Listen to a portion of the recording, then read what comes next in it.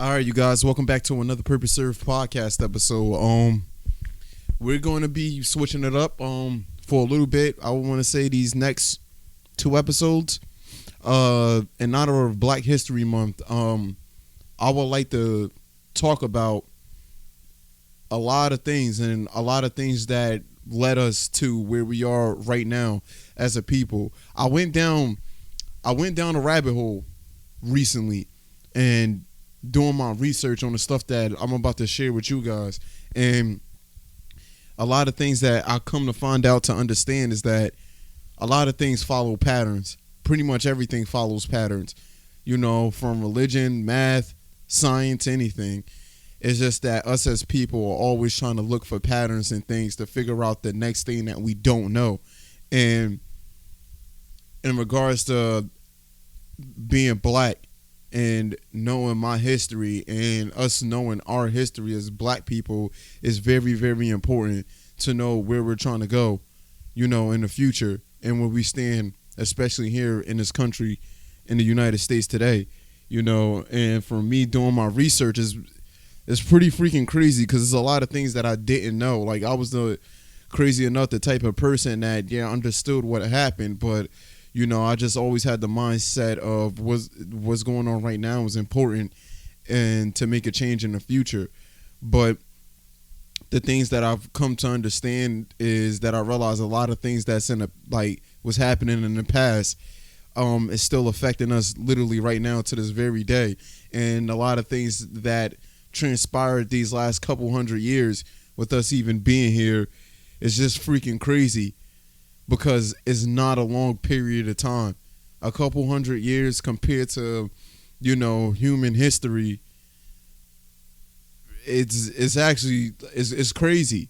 Like we can automatically go back a couple of thousand years, for just the world history, but us being in the United States, it's like the numbers is actually like pretty crazy. Like I learned recently that 350,000 black people or Africans was brought over from the Atlantic slave trade to, Charleston, South Carolina, I believe, to those ports. And that little number right there, fast forward to now, transpired to all of this. You know what I mean? And that's pretty crazy because to me, that speaks volumes to our survival skills, I guess it's so many freaking factors that add on to us making it against all odds to where we are now, to the point where you can't silence us under any circumstances. And it's just, I don't know, it just seems like along the way we've been pretty much been getting silenced this whole entire time. Even with me trying to do history and do my research on this subject, it wasn't a lot of information out there, and I had to really go out and seek this information and really go out there and find it. I'm that type of person that goes down that rabbit hole. So this whole entire thing is going to be called the Great Migration, and you guys, as long as y'all tuned in, y'all going to see why. Now, we're going to backtrack all the way back to the 1500s. And then after that, we're going to start in Portugal, where all of this freaking madness started happening. And once, I guess, Portugal and mainly Spain and other European countries, like around that time, once they decided to go and explore, new territory, they eventually landed on the west coast of Africa and decided to stay on those ports down there. And what their goal was to do is to bring people back in order to do the tasks that needed to be done over there, where they lived at. And just thinking about that kind of perspective is, to me, is wild, because I can't dead serious imagine me being okay with the idea of, I'm about to get on a boat for God knows how long to go to a place I've never been before, to get people. Now, I can't necessarily say that that was their goal in mind. They probably was thinking about all this stuff, but I never know. Like I always say, we live in a freaking crazy place, so you never freaking know. But to even do that is freaking nuts. And you're in a place where you don't know. And besides, I doubt when they touched down in Africa that they was just like, calmly knocking on doors like, yo, come on, man. Come with us. Come on. I ain't doing nothing around here. Follow us back to where we at. Like, imagine being an African and seeing these people pull up. That is not the wave. I know it wasn't the wave. It's like kind of nutty. And to even start even doing business with them, it's just crazy. As you can see with this cook up right now, it literally, to me, it don't make sense that this seemed like this was a fair and just and honorable and a moral thing to do. Like, they knew what they was getting into. They knew, they pretty much knew that they had to be a freaking savage in order to pull this thing off. You're going to a place to take people away and then send them back. And then when you're sending them back, I guess a couple years after that, they discovered the Americas and stuff like that. So for the Americas, it was a lot of work that needed to be done with work in the fields. And what better way to get that done than by taking people like against their will and bringing them over to do work on land that you're not trying to work with. And I assume that it was a lot of money and all this stuff that went into it, but the profit had to be ridiculous for them to keep coming back and pretty much keep taking more and more people. But the damage that was done through that whole time period in our history is still taking effect to this day. It's crazy to think that, like I said earlier, with 350,000 Africans being put in North America, it's 12 million slaves that was taken from Africa, and 350,000 ended up in North America. So now, and I believe they said that 2 million slaves died from that trip to even get over to the Americas. So that's kind of freaking crazy. That's a 2.5, 3 month boat trip. You're pretty much getting taken against your will to get on a boat that's packed with mad people from shoulder to shoulder. You're not getting on a freaking Carnival cruise, so you're getting packed down there with most likely people you don't know, and high key people who don't speak your language, and you're being sent to a place that you're not even, the people who just took you don't look nothing like you, first off, and they don't speak your language. So imagine how terrifying that experience actually is, and what your mental space will really be like. You know what I'm saying? To be going through something like that. I need a haircut. Don't mind a lemon peasy, but it's that's like a terrifying thing to actually live through, and the fact that people actually live through this, you guys got to understand, this was real. You know what I mean? We learned about it a little bit in the history books, but to really sit here and think about how much suffering they went through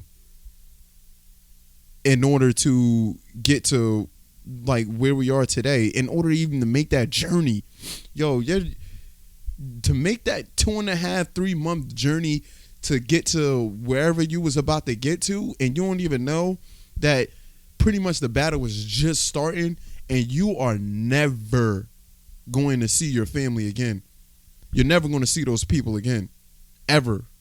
And that's crazy. It's weirdly enough, this ain't the same thing, but it's kind of like the same thing. It's almost as if, I've recently just got a dog, got a little black lab, but, I kind of felt for the dog because I'm like, this dog just got removed from his litter with his real puppy brothers and sisters, with his real mom and dad, and now it's placed in a home where, this is his new family. He won't most likely ever see his brothers and sisters and family again. And I could feel, weirdly enough, the fear of the dog of being in a new place that it's never been before, and it trying to explore around, but still extremely cautious because they don't know where they at and what's the dangers here. You know, it's all new and they feel alone. Like I felt the dog shaking and stuff like that. But this is like, I guess a weird analogy of pretty much like how I feel as though the slaves like was feeling themselves on the trip to the Americas. And I was also thinking, like I said earlier before, to the point where these captures or whatever who was coming to get these slaves, like, yo, you gotta come with a lot of crazy enough evil ass vibes to be thinking like, yo, we gotta take these people, we're gonna make some money off of them, and we're gonna do this by any means necessary. Like, it don't matter. That energy that you're giving off while doing that, come on, man. It don't matter if you don't speak the same language or not. That's gonna affect that environment around. And as you can see, it slowly but surely was destroying it. Like, these dudes coming through, bringing in guns and stuff. It was like, yo, I'll give y'all this. If y'all give me a couple of people, you know what I'm saying? Prisoners of war, criminals. Like I said, this is in a history book, supposedly. I doubt they was coming in with weapons like that and trying to come up with some sort of bargain system. Like, you're not going to come all that way just to hear no. Ain't nobody coming all that way just to hear no. Like, dog, no, you can't have none of these people. I ain't even trying to. Nah, go back over there with that. Yeah, right. They're going to take people no matter what, especially if you're in that situation. So, fast forward back on these boat trips and stuff like that. We're on our way over here, not really knowing what's going on. And on these boat trips, man, they're literally treating us like savages. They're keeping the women and the kids above deck, you know what I mean? And of course they're feeding them bare minimum rice and beans, I guess, but they're pooping and pissing next to each other downstairs in the deck. So that's breeding diseases, that's breeding inhumane like environments, not only for the slaves, but you know, the people that captured the slaves too and going to the Americas. So yet again, this is even more bad energy brewing up, getting taken to wherever it is that they about to go take them to, and that bad energy is going to land there and do the same thing that it did once they got into Africa. Now, this is not me saying that all Portuguese or Spanish people is terrible people or this and that. I'm just saying that back around this time, this is what was going on. You know what I mean? And this is a part of our history. These are the facts. You know what I mean? Anything else like after that are opinions, you know, which is what I'm discussing my opinions right now, but you know, it's based off of what really happened and based off of why I'm here right now today even talking about this. And I feel as though even dedicating 1 month as to shed light on our history and why we're here is a huge smack in the face due to the fact that, you know, we almost commonly notice that there's 28 days in February. What other month has 28 days? Oh, I guess only this one. The least amount of days out of 12, we get that one. You know, that's cool. You know, roll the one on the dice on that one. But I guess having awareness for 28 days of the brutality that we've been going through the last couple hundred years, like, you know, has been ridiculous. And when we pulled up here, I'm talking for the 350,000, because I'm a part of those numbers, you know, through my history and my family. But though, like, to literally get treated as if you're property and, like, you know, like a workhorse, like an animal.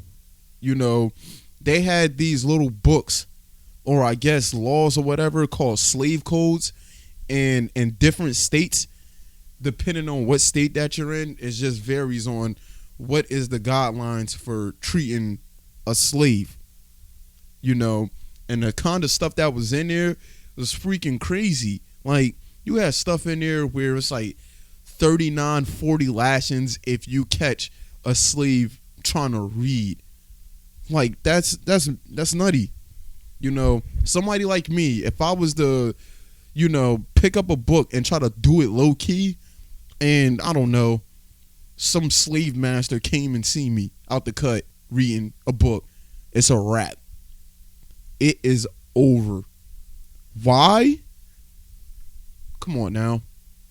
It's more in the sense that they knew what they was doing was wrong. Why would you want your property to start to get smart and start to understand that how they're getting treated isn't right? Why would you want that? Come on now. You will want to keep them dumb. You will want to keep them thinking that they ain't nothing. You know what I mean? The psychological abuse that goes into making it feel like a human being is not worth pretty much anything, you know. And they knew, like, it's a knowing with coming with being a human being. You have a knowing about yourself when you know when something don't feel right and when something, you know what I mean, feels right. And I know to their core, they're like, yo, this ain't right, and I gotta get out this situation at all costs. You know what I mean? But that's when you have some of them that will literally risk it for the biscuit because they're not trying to deal with that anymore. But, you know, now with looking back in hindsight, you know, a lot of black people would just be like, yeah, I ain't staying. I'll just get out of there. Like, I'll just dip. I'll run. I'll be out. If you never seen the world outside of this plantation and you know what the consequences are, things on that sort of circumstance and that level, you're not gonna go anywhere for the most part. For a lot of you, if you guys are bold, it'd be like, yeah, dog, I'm out. Like, this is not worth it. Whatever happens, if they catch me, they'll catch me, but I'm out. But like I said, when you don't know how to read, you don't know how to write, you don't know about the area outside of this plantation that you're living on, you know, what are the chances of you really escaping and making something like out of that from you escaping? I'm pretty sure there's like a slim chance. And as time goes on, you know, we start to really understand that this thing that was made here for us in America is not suitable for us and is not fit for us. And, you know, this is one of the main things that I seen was started to turn into a common theme, how war presents opportunity to everybody that's involved. And for us as African Americans, you know, this has been a very case to this day, you know, how war presents opportunity to change and to do something different. But as you guys are going to see with the patterns that I'm talking about, is just once war is over and those resources that was there to fuel the war are gone, you're left with nothing. You're literally left with nothing. And then after that, it's like, what next? And do the government or the people in power have things in place for you to adjust to, you know, in society post-war? Now, this is pre-war, and this is brewing up to the Civil War, and how I feel as though this changed dramatically, like, I guess our social role or level in this country. I don't know, but we eventually started traveling up north, going to Canada, started going towards the west, and search for opportunity and jobs in the industrial area. And then after that, you know, certain people or slaves that turned into freed men would just get a little piece of land in the South and just work that land. There was like this freaking bull weevil infestation that hit the South, and it pretty much destroyed all the crops. So the South lost a lot of money. And not only that, with there's like no work to be done on the fields, what's the point of even having slaves? There is no point. You know what I mean? And that's kind of sad. Like, you know, we was being looked at like objects like that. That's, to me, that's extremely, extremely out of pocket. But post-war, pre-war to the Civil War, you got jobs like that start to open up in like Boston, Philadelphia, Detroit, and everything. I guess like all of them places like up there. And then after that, the North pretty much got into a numbers game with the Confederates, and they was calling blacks to join the army and fight for the Union.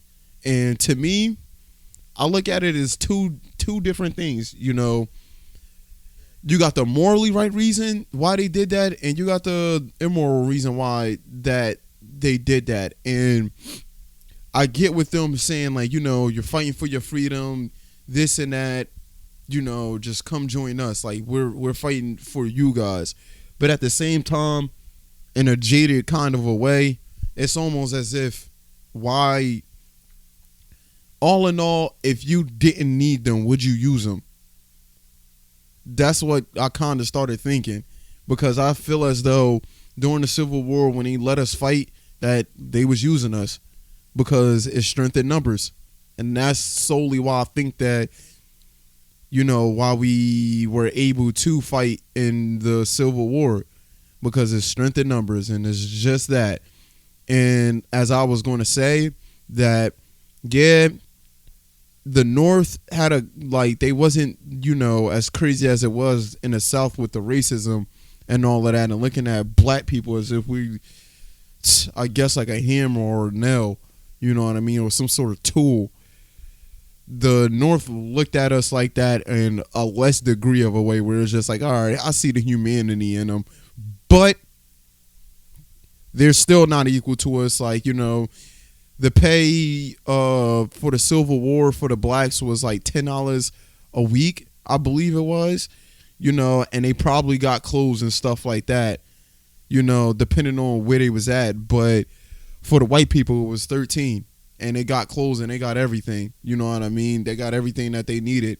And is that equal? No, that's obviously not equal. But these were the games that they were playing, and these were the games that was dealt to us to be played in, you know. And the crazy thing with that, like I said, it brings opportunity. Now black people starting to have a sense of purpose for why they in this country, and starting to feel as though, oh, wow, it's not actually that bad for us to be here, you know what I mean? But let's really think about it. This shouldn't have been happening in the first place. And this is a situation going all the way back to the European colonies, coming to Africa, you know, talking about some, yeah, we need a couple of those people. Just so, like, you know, I would want to say like 60, 70 years after that, they abolished slavery, you know, in the European countries, just so it can be brought and Americans start to develop slavery in their own way and really take it and really run with it. And it's crazy. If they could have treated the slaves worse, they could have. But they realized they had to feed them. They had to get them some sort of exercise and everything, somewhat try to get their morale in it, because they were their money makers. They were their money makers. And I want you guys to really start to understand what I'm saying. Because in the future, for the next couple episodes, you guys are going to be like, oh, all right. Now I'm starting to see the pattern. But like I said, war was one of the many things which always, in pretty much all countries, that the build up to it and during it presents opportunities. But the results afterwards is always devastating. It's always devastating results, because there's a lot of loss. You know what I mean? You're building up for something. You're preparing for straight destruction. just for once that destruction really settles in and everybody's like, I had enough. We have a winner and we have a loser. Both sides is pretty much going to take a L. And after during the Civil War and everything, they let us fight. You know, it was a couple of infantries in the North, like such as in Massachusetts, other different places that had all black infantries that let us do our thing. You know what I mean? But like I said, I feel as though we're always getting played in some way, shape, or form. Now, I'm not saying this goes out to, I guess, like all white people, even to this day, are trying to get over on us. That's not the case. You know what I mean? I genuinely know and have some cool friends, like cool white friends, cool ass white friends, you know, that'll give me the shirt off their back. But like I said, this is part of the history. This happened. You know what I mean? And this is something that we need to know about. And one of the major factors that I want people to know is just that, especially if you're black and you're listening to this, like that 350,000 people, that number that came from Africa, like there's a high chance that your roots is from that original number that came here. There's a high key chance of that being the case. You know what I mean? And you got to do your research on that. And after the Civil War was done, you know, those same industrial jobs and everything that was done and over and done with, like, they don't need resources need as much as they did before, you know. So that sent a grace period of black people, I guess, trying to find their way in this country with no resources being around until the Great Migration originally happened. And that was like in the early 1900s, and that was from like 1907, I believe, to like 1970, you know, where we had a mass amount of African Americans leave the South and go up to, you know, to the North, you know. And come to find out, you know, I realized, but, you know, I was surprised, but I shouldn't have been that surprised that, you know, from talking to my grandmother, that like my history comes from Georgia. That's not surprising, but, you know, from the perspective that I have, I thought, you know, my family was just, you know, North New Jersey. That's pretty much it. Like, once we moved down to South Jersey, I'm just like, I don't really know anybody down here. Like, all I know is that my family's from Newark.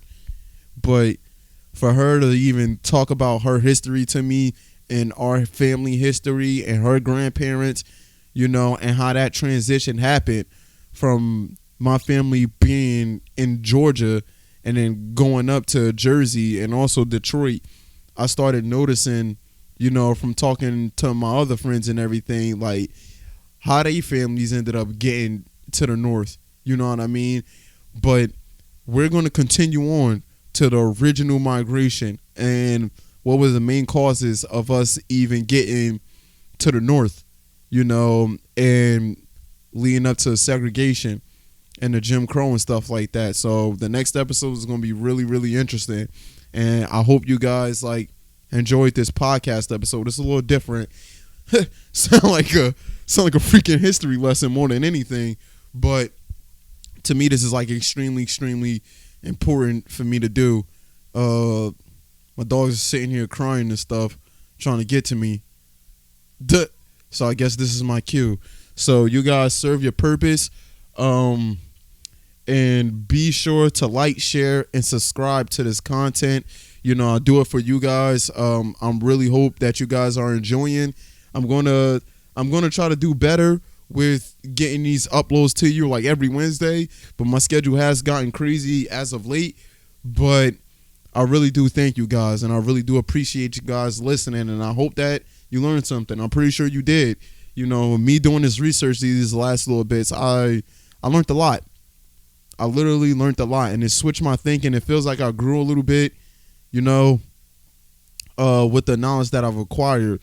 But also I'm starting to understand about, you know, how much knowing about your history and your family is important, because my biggest thing is I want to break, the generational curses that's been put on us as African Americans. And for me, I want to be that person that's like starts the first wave of generational wealth for the people that come after me. That's really important. But I love you guys, man. Stay tuned in for parts 2 and 3. I love y'all, and I'm out. Deuces. Serve your purpose.